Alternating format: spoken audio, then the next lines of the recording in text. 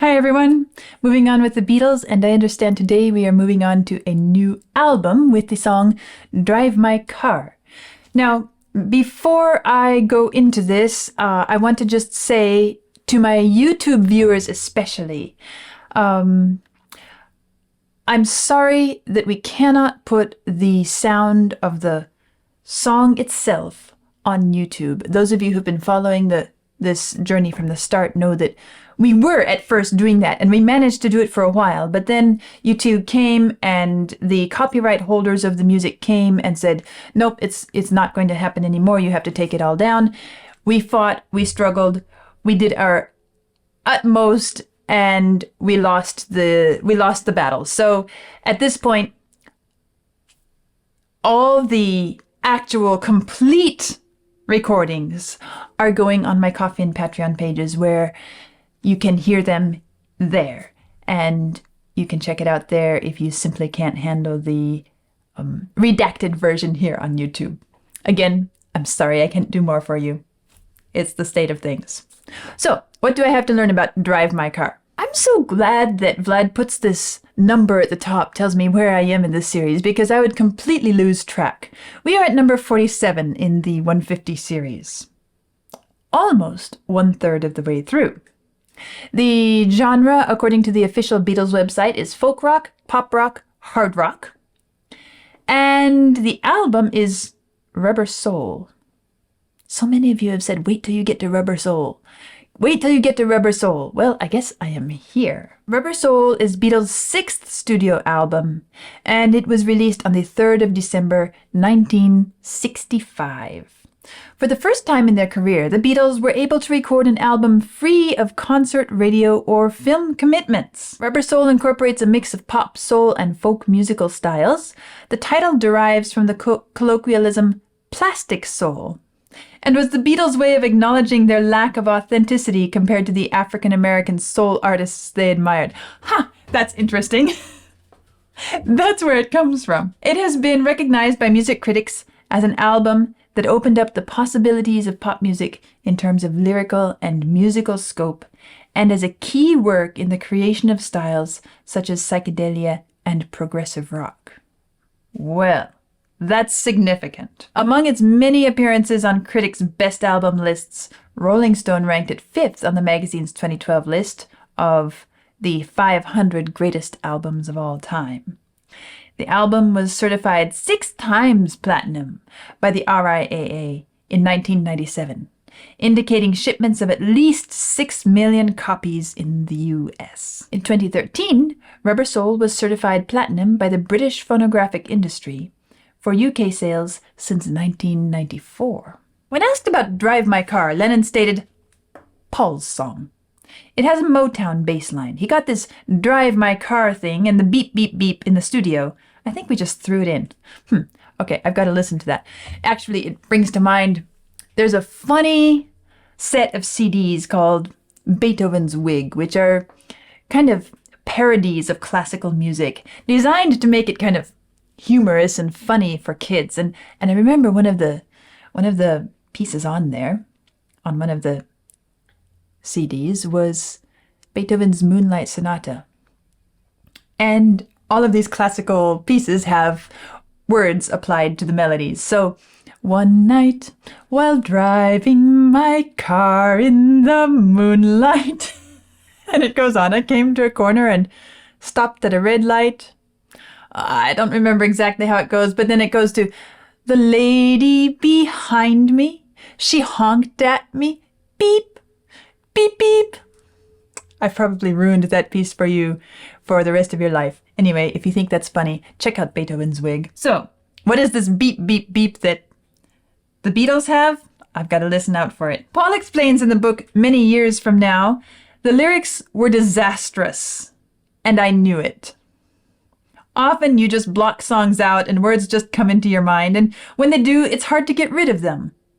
You often quote other songs too, and you know you've got to get rid of them, but sometimes it's very difficult to find a more suitable phrase than the one that has insinuated itself into your consciousness. Speaking of, don't go bashing whoever came up with Beethoven's Wig lyrics. They're horrendous. I I know there's a theory that rock and roll couldn't have existed without the guitars of Leo Fender, but it probably couldn't have existed without Henry Ford either. I like that, Henry Ford. And all the other automakers who eventually put radios in their cars. What have you done to this world? We have rock music. And all the rock music lovers who would go driving down the road with their rock music blaring. And all the rock songs written. I'm in love with my car. Drive my car. What else is there? I guess there have been a few others that I've heard too. Let's see what this one is.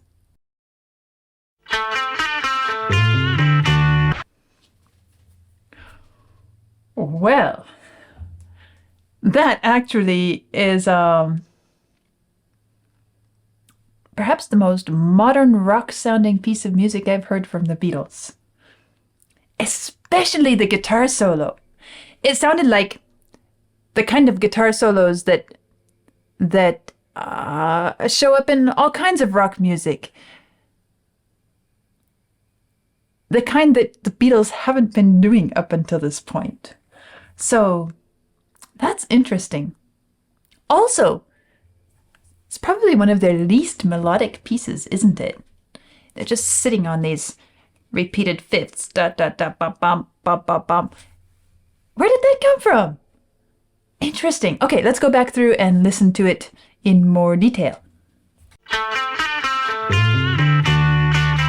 It's kind of a sizzling, lively little intro, isn't it? It's let's see.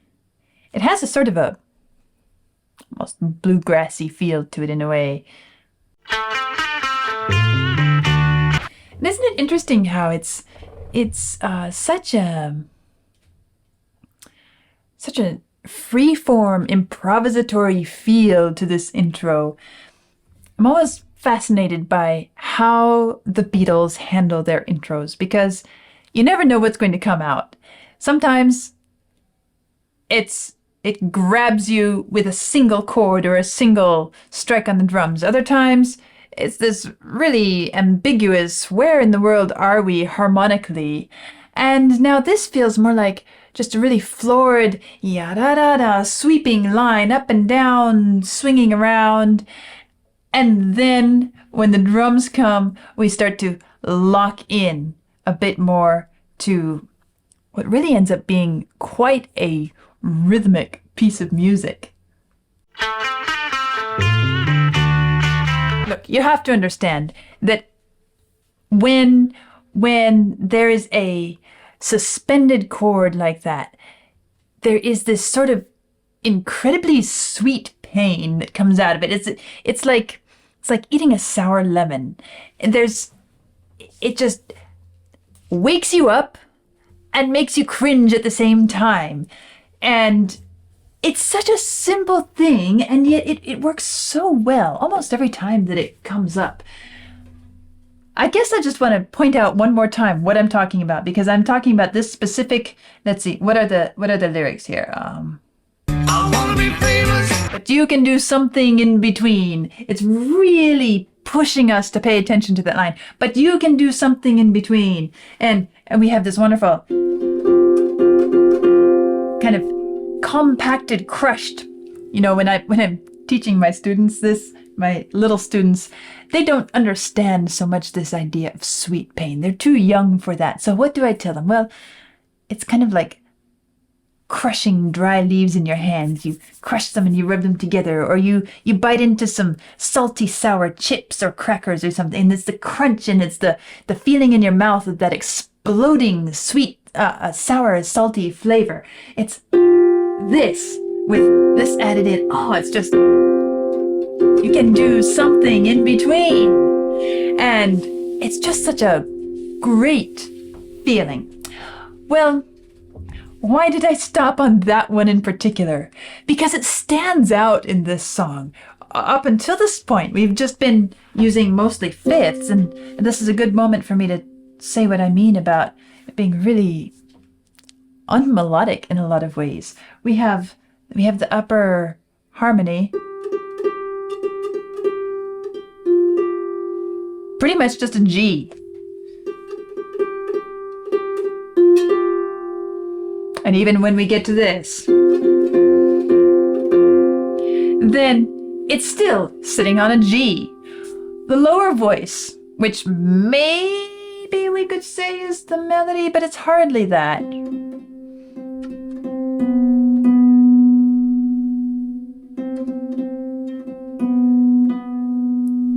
It's just basically the same thing. If we put them together, it is the classic Beatles fifths.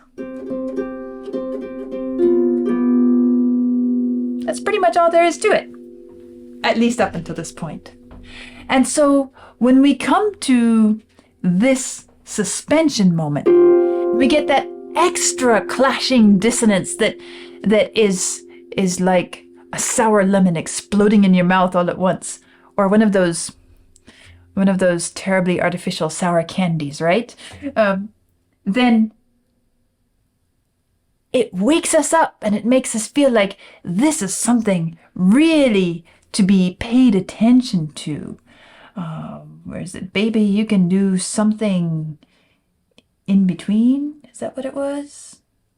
But you can do something in between. Yes, but you can do something in between. That's what's going on here. This actually, it includes this too. That's the suspension. Oh, it's great, isn't it? Ask the girl what she wanted. It's suddenly something harmonic really grabbing us as well. Now, I just noticed something as well. Gotta listen once more. I know we'll run into this many times over, but ask the girl what she wanted to be. When we get to that, you can do something in between with the dissonant harmonic setup. The drums change too. Listen to it, and you hear the drums changing enough that they're contributing to this feeling of dissonance and exploding your taste buds in that moment. Back up just a little bit so you can hear the beat. I wanna be famous. So we have all these different drum sounds going, and the bass D D D D D D D, which is just kind of going up and down and up and down. But we have the cowbell, we have some other different things happening in the drums. But what happens when we get to something in between? Be famous, start to scream.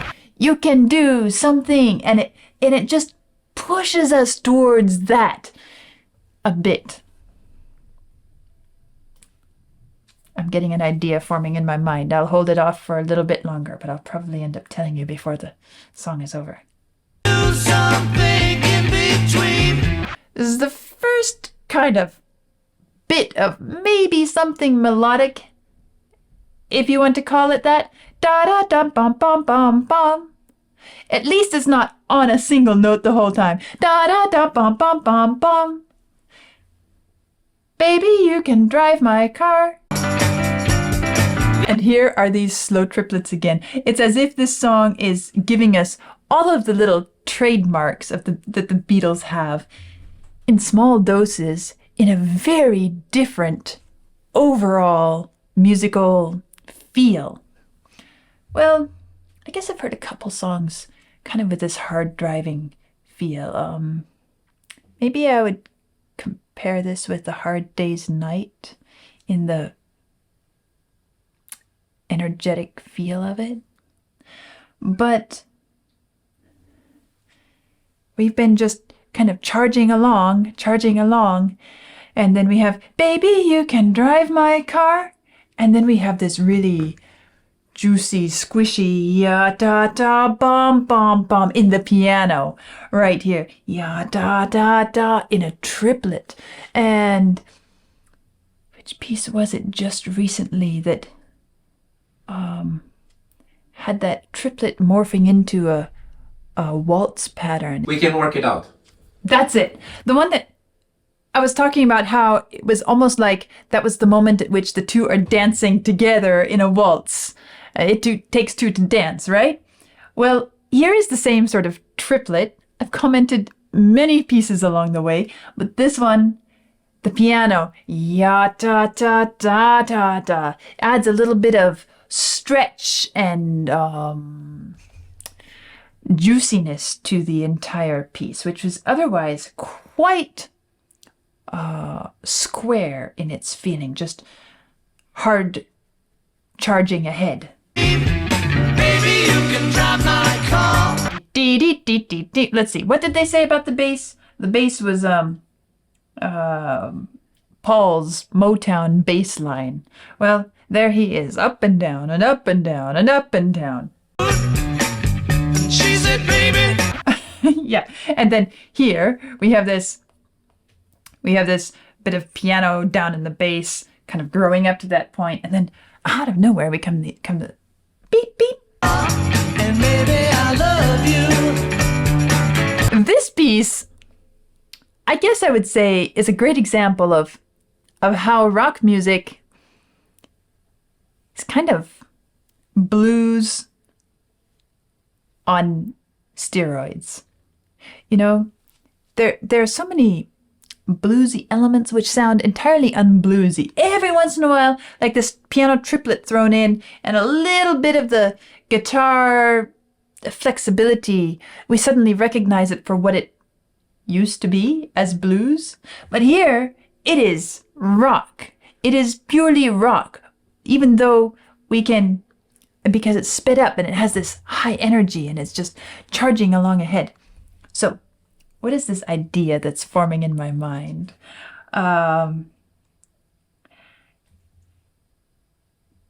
It's this "Baby, You Can Drive My Car." I think that it's one of the Beatles' ways. We could say they got past the censors in this one. Ask a girl what she wanted to be. She said, "Baby, can't you see? I want to be famous, a star on the screen." And here we come to this line here. But you can do something in between. Now, see how inappropriate you can turn that phrase. But you can do something in between. Why did the Beatles accentuate that with that clashy, exploding feel? Tell me if you can guess. I'm guessing it was pretty intentional. And as much as they say the lyrics were disastrous, I wonder if maybe they didn't give up some of them simply because of this uncensored side of it. And maybe I love you. This guitar solo caught my ear the first time. He's sliding around and bending the notes and giving a real solo-y guitar solo feeling. It's still not incredibly complex. It's kind of a little phrase repeated. If we look at it here, we are starting right here. And we go through this, and that is the end of the phrase. So it's basically a 2-bar phrase. And then it starts again here. And it goes kind of the same way again. I'll try to keep this all on the same screen so that you can compare it. It's pretty much the same thing. You see a few little modifications towards the end here. And, believe it or not, the same thing coming again. Still, the ending is maybe slightly tweaked. But really, we're still ending on the same D. D. This didn't end on a D. This came from the F. Rather than going to D, it went to G. But listen, in spite of the fact that it's the same phrase repeated over and over, without much changing, he's not dressing it up a whole lot more, he's not doing crazy sounding stuff with his guitar, it still has that modern guitar solo feel, the bendy notes, the things that I can't really replicate on the harp. Actually, there's something we do, and I don't know if I've ever demonstrated this. I'll do it right now. Sometimes, let's go to an open string. Sometimes, for a special effect, we can take our thumb and we can push the string up here, add pressure to the string, and we can get a little bit of a bend. Let's do a few more. Let's see how far down we can go, because the further we go, the more resonance and length we get on the strings. There gets a point where it's hard to deal with. So let's try. Oh, yeah, these strings are tough. Not so good. These are better up here where the tension is light. You hear that little bit of a wobble. I'm pressing up here after the bridge pin, so it's impacting the tension of the string in a very flexible way. Let's do this one up here. Yeah, the high ones are the best. But you see how much effort goes into doing that on a single harp string. I have to move this finger everywhere and press up and down.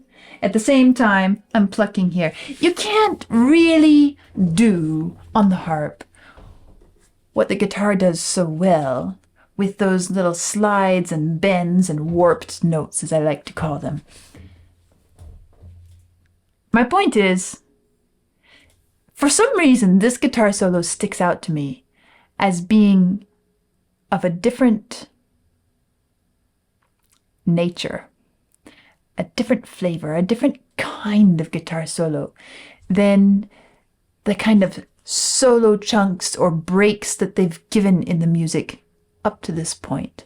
Yes, sometimes we hear guitar, sometimes it's, I guess a few times it's been harmonica, sometimes a mix of other things, but nothing that quite has this sound.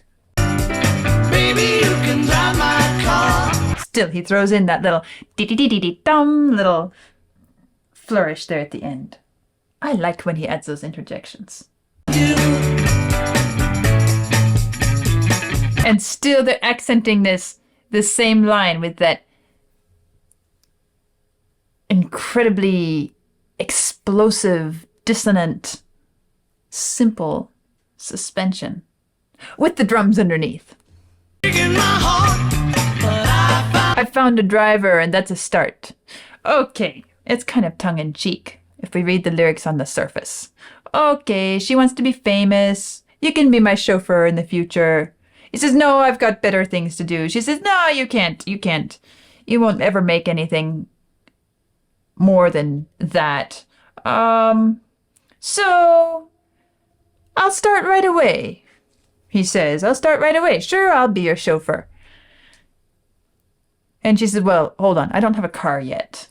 But at least I've got a driver. That's a start on my future dreams of stardom. But think if it's a bit more than that. Got no car and it's breaking my heart. And off they go. Or to the back seat.